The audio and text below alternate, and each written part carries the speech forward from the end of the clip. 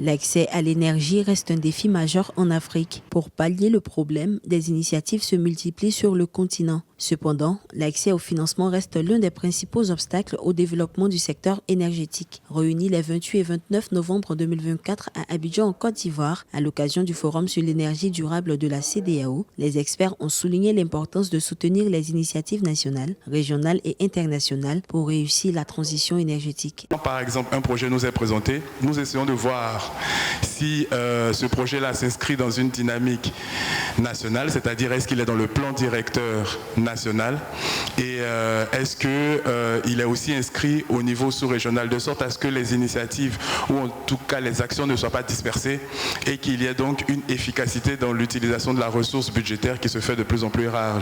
L'Afrique de l'Ouest a l'un des taux d'électrification les plus bas, avec 220 millions de personnes vivant sans énergie, couplé à des coûts d'électricité parmi les plus élevés d'Afrique subsaharienne, selon les données de la CEDEAO. Face à une demande énergétique croissante, l'amélioration des infrastructures et l'intégration des énergies renouvelables sont au cœur des stratégies, malgré le déficit de financement.